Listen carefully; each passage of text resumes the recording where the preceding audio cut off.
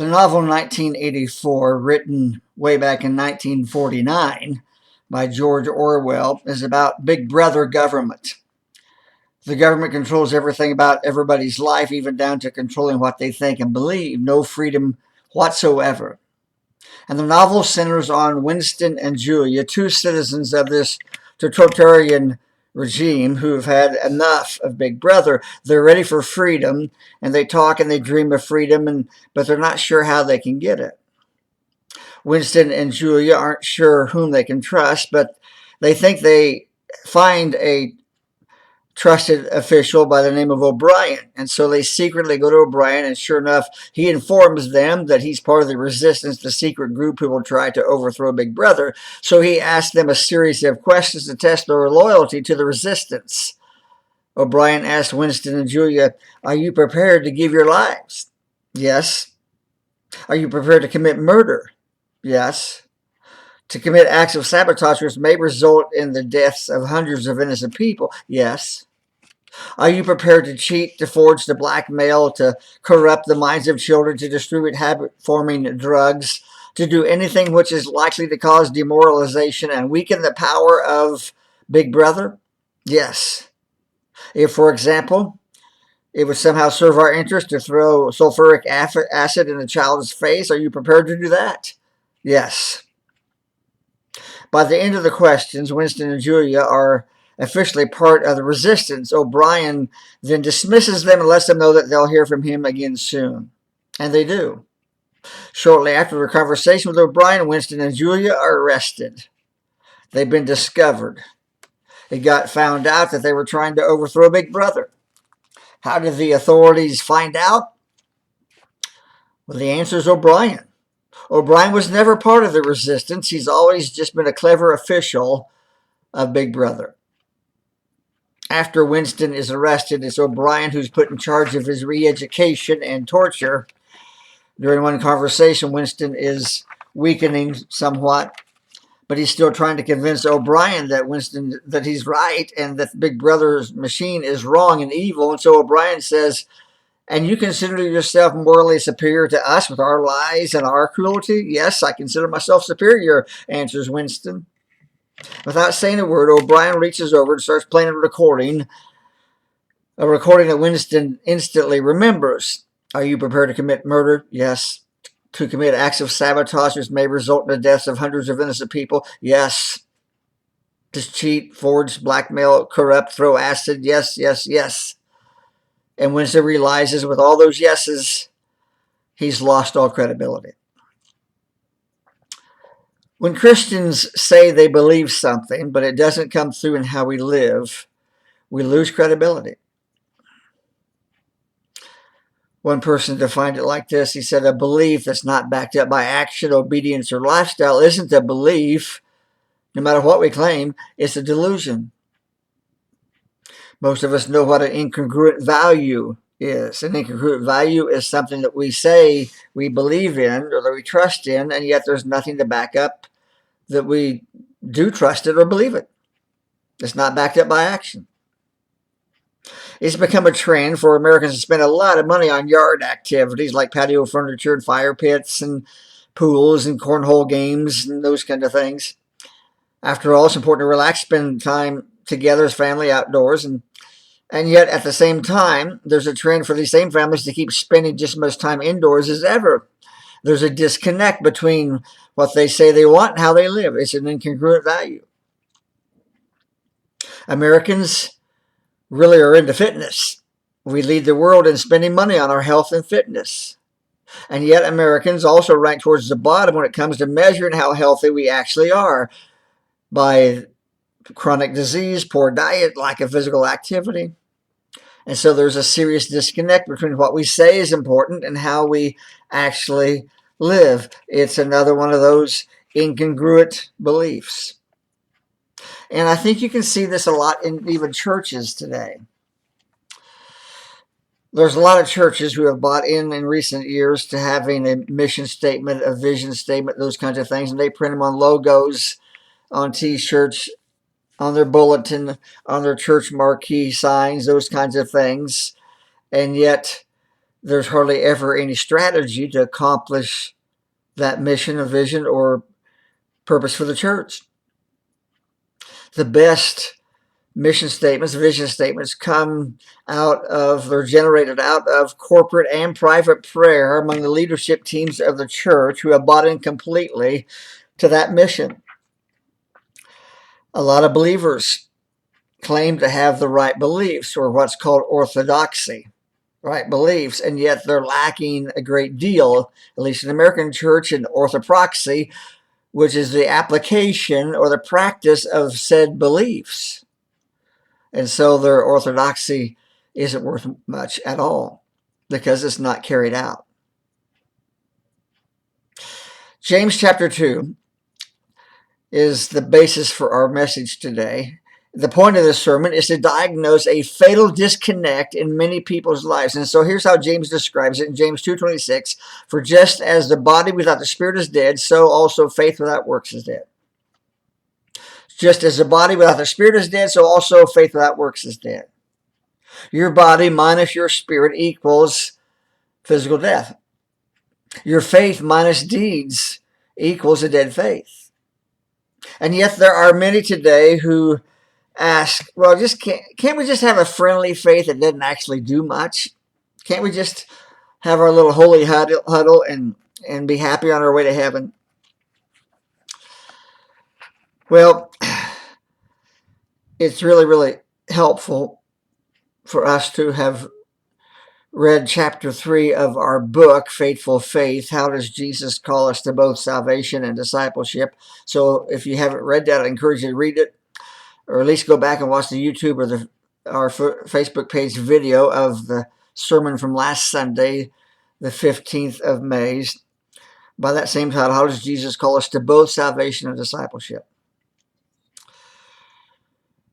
On the campaign trail, politicians are fond of using broad slogans which could sound good to just about anybody. However, when it comes to a politician's beliefs, to their specific practical action steps being carried out, that's when a politician might lose support. In James chapter 2, James shows that he's no politician on the campaign trail. Instead of giving us a nice sounding slogan, James gets really specific and practical, and it gets uncomfortable.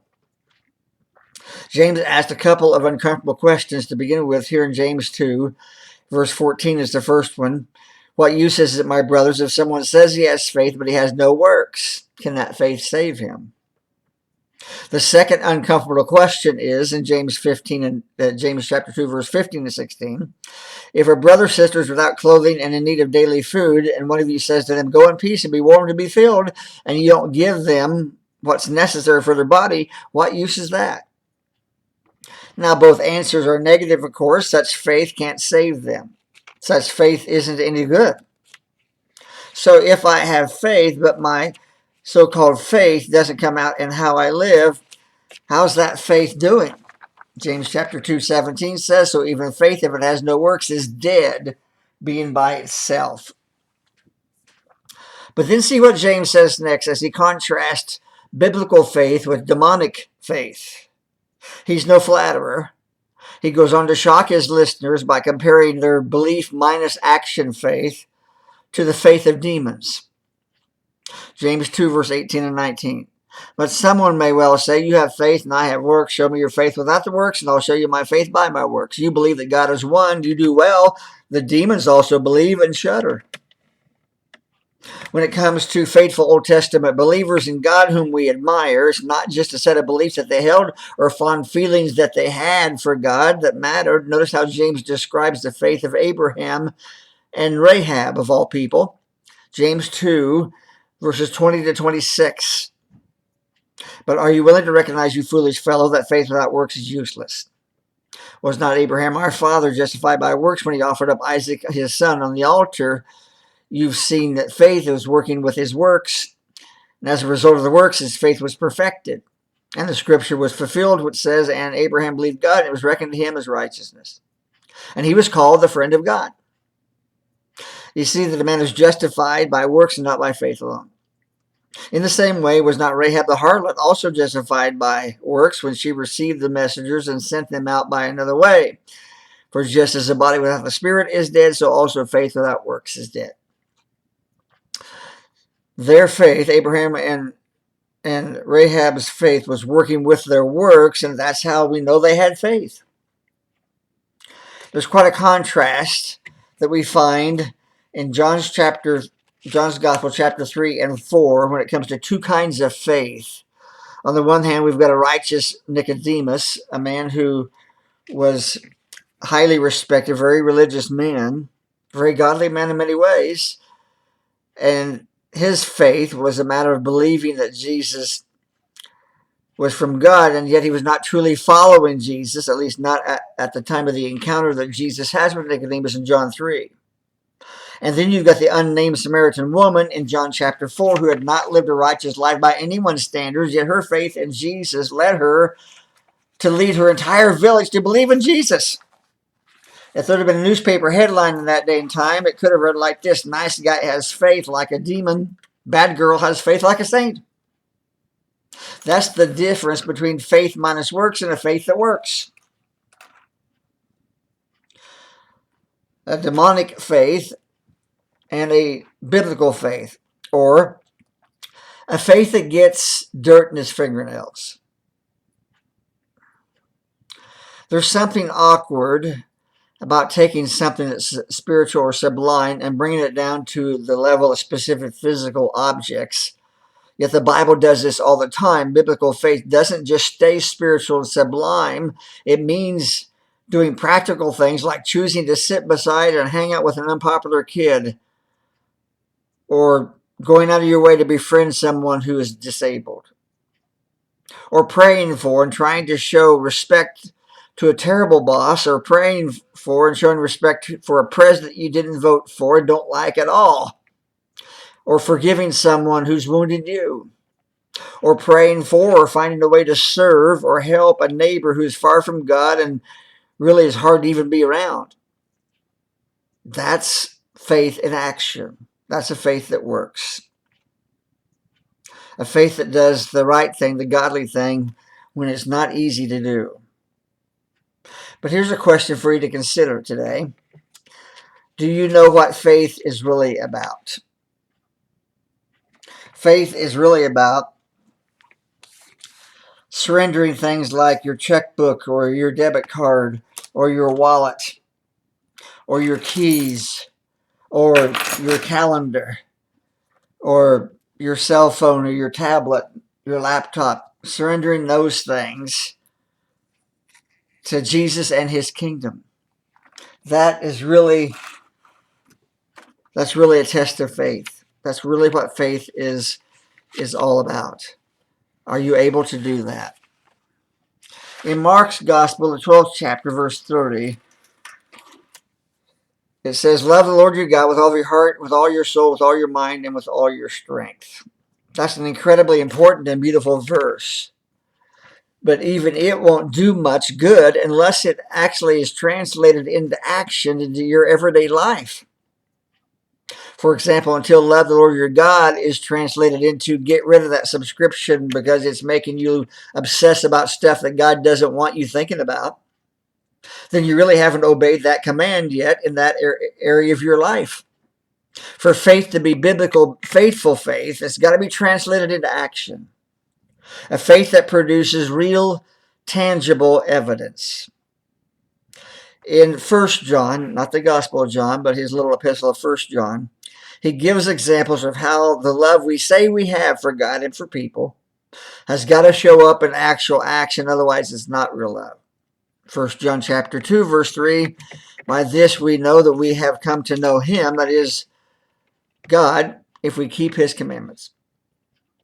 1 John chapter 2, verse 5 and 6, whoever keeps his word, in him the love of God has truly been perfected. By this we know that we are in him. The one who says he abides in him ought himself to walk in the same manner as he walked. In other words, our belief in Jesus shows up in our daily lifestyle. 1 John 3, verse 18 and 19, little children, let us not love with word or with tongue, but in deed and truth. We will know by this that we are of the truth, and we will assure our heart before him. Also in 1 John chapter 4, verse 6, We are from God. He who knows God listens to us. He who is not from God does not listen to us. By this we know the spirit of truth and the spirit of error. And 1 John chapter 5, verse 2. By this we know that we love the children of God when we love God and observe his commandments. So here's the point. Biblical faith is meant to show up in real life. It's meant to be embodied in real life works. In fact, this was always meant to be the immediate result of our salvation. Remember Ephesians 2, verse 8, 9, and 10. For by grace you've been saved through faith. It's not of yourselves. It's the gift of God, not as a result of works so that no one may boast. For we are his workmanship, created in Christ Jesus for good works, which God's prepared beforehand that we should walk in them. So, as we close, now what? Maybe there are some times for big, lofty spiritual promises to God. But what seems to honor God best is for our faith to work itself out physically in real action taken in this real world. It means a physical object that we will give over to God for him to have control over. A specific action step that you'll do this week. A specific conversation that you'll have this week or next week. A specific act of love that you'll do for somebody. Don't promise God the stars. Promise him your phone or your laptop, those 20 minutes that you have before you clock in at work. Get rid of that jealousy that you have towards a specific person. Those are the kind of actions that keep faith alive. So what are some specific action steps that you need to take? What is faith without works? It's useless.